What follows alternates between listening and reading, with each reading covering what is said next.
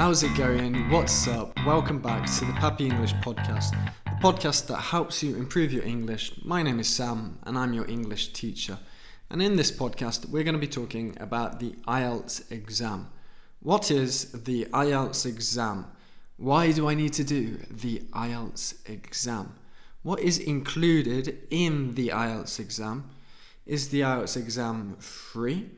Can I fail the IELTS exam?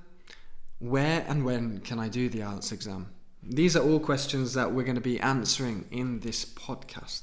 So if you're interested in doing the IELTS exam, or if you've never heard of the IELTS exam, this podcast is going to be very useful indeed for you. This podcast is going to be all about the basic information you need to know so that you can decide if you want to do the IELTS exam or not. If you have never heard of the IELTS exam, probably you will do someday, especially if you're looking to study or work in a country or in a company or at a university where the English language is important. The IELTS exam is a Cambridge proficiency test which tests your level of English for people who want to study or work in an environment where English communication is important. So basically, any university or any company that are looking to take people in, which are international, they ask for their IELTS score. If you don't have an IELTS score, they ask you to go and do this examination, to do this test. And that's why this test is so popular. As I said before, the IELTS exam is a Cambridge certification. It's a Cambridge proficiency test, but it's not the only one. There are also the Cambridge certificates. For example, the FCE certificate, which is the first certificate.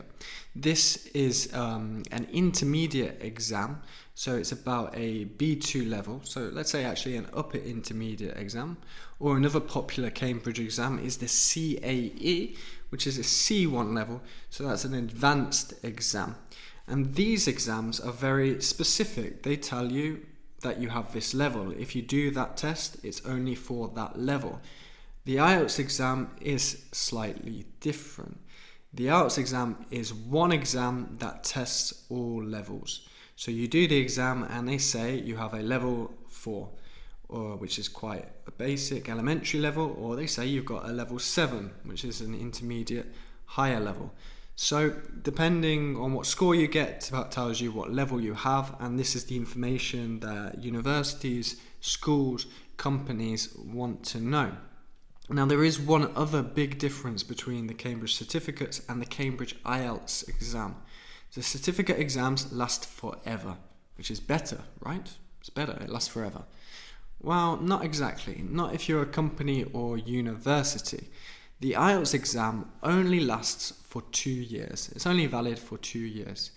And this is because they want to know your English level at that time when you're going to add value to their company or to that university. With the certificate exams, you could have done the exam 5 years ago. You could have done it 10 years ago, 20 years ago, 50 years ago. And it doesn't necessarily reflect your level at that moment because your English level is going to change throughout your life. Could get better. It could get worse, but it's going to change. So the IELTS exam is so popular with universities and companies because it tells you your level at that time, and for that reason, it's much more reliable. Again, IELTS is from Cambridge, but there is a competitor. There's also the TOEFL exam, which is an American exam. It's American Examination Board. And this is very popular in the United States, but also in South America, Central America, Canada. They use this exam a lot. It's very popular with American universities and American companies.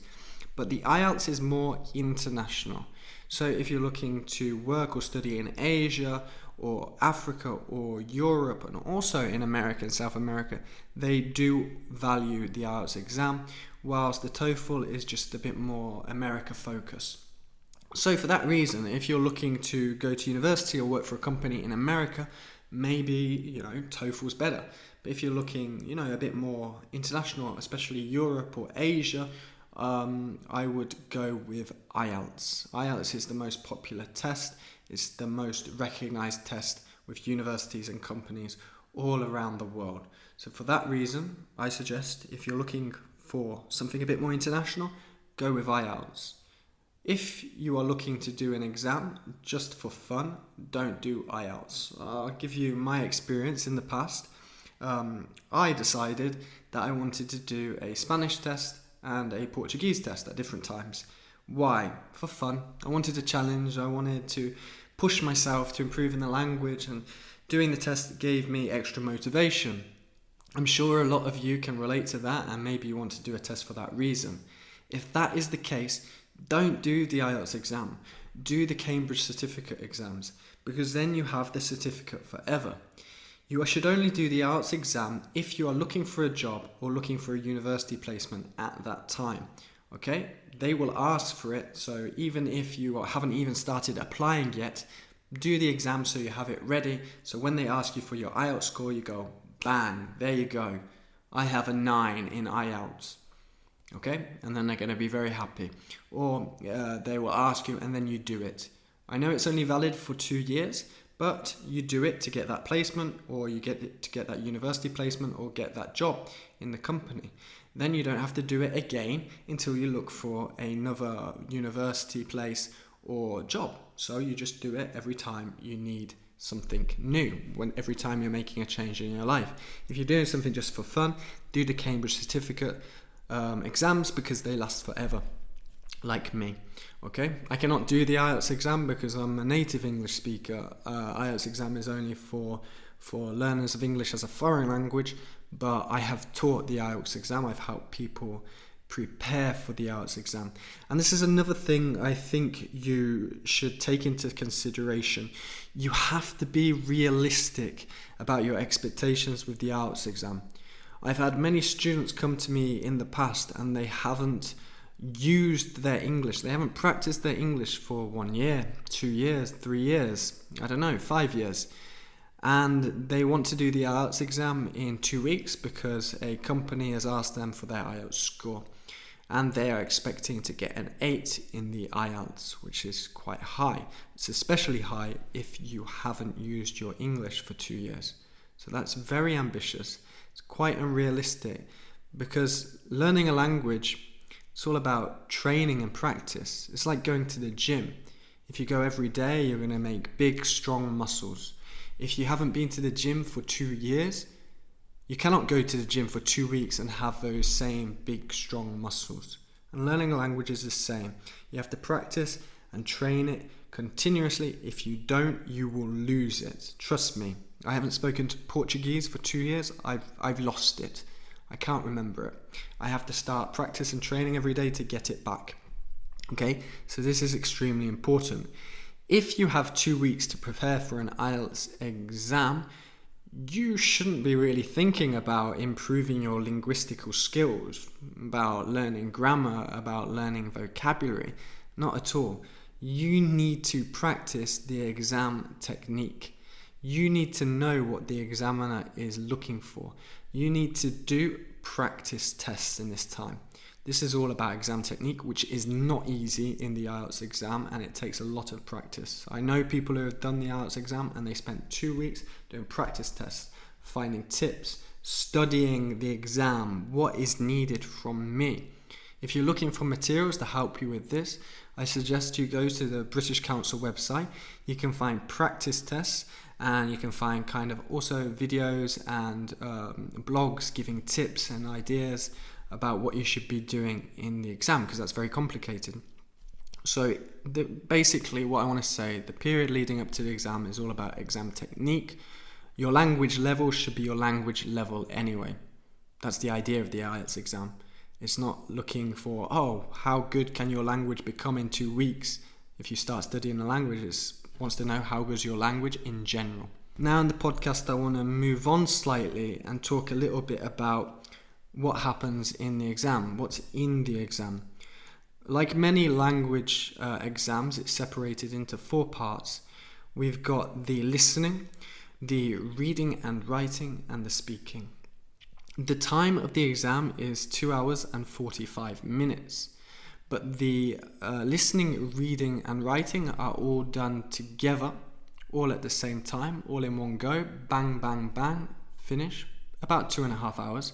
It's very intense. Make sure you have a big breakfast and lots of coffee before you do it, because it's very tiring.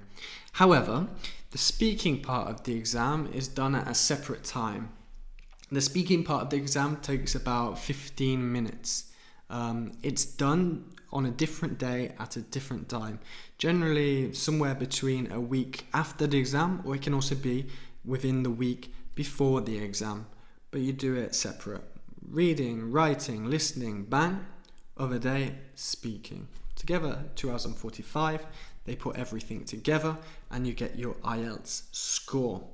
Now, another important thing you need to know is that there are 2 IELTS exams. There are 2 types. There's the IELTS academic exam and there's the IELTS general training exam. Okay, so you need to know which exam you want to do. If you're looking to go into higher education in an English-speaking environment where you need English, you should do the IELTS academic exam. Okay? If you're looking to get a work placement or work experience in an English environment, you should do the general training exam. The only difference is the writing and the reading.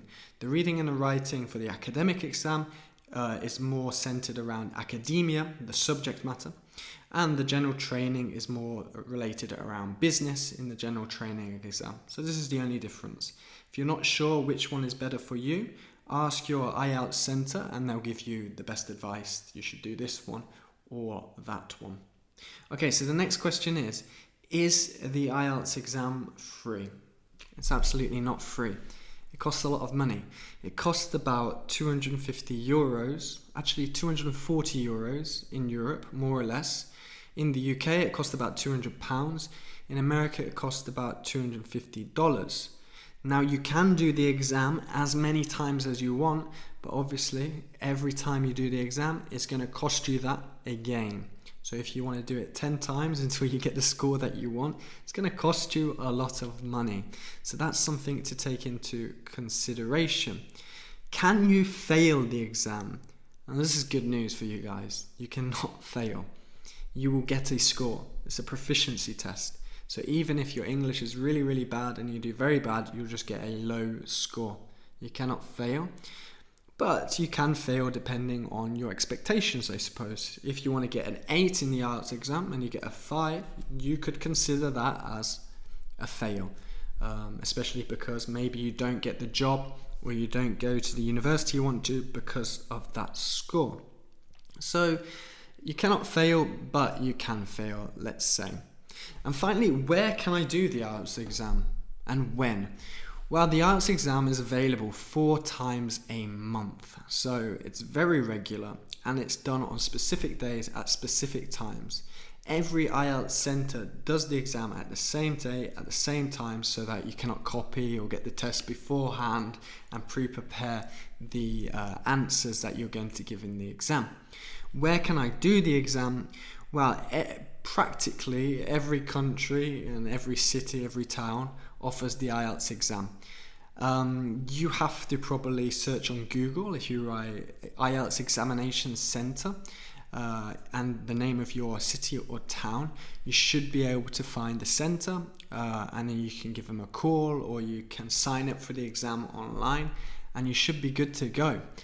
So I hope that helps you. I hope if you're interested in doing the IELTS exam, I gave you some good information here. I'd like to do future podcasts where we talk a bit more in detail about the specific parts of the exam and what can happen, and also talk a little bit about exam technique, but we'll do this in a future podcast. So yeah, good luck in the exam if you're going to do it in the future. This has been the PAPIEnglish podcast. Please follow or subscribe to the podcast if you've enjoyed it and found it helpful. There are a lot more episodes on the way. PAPIEnglish, practice and perfection in English. And I'll speak to you in the next podcast.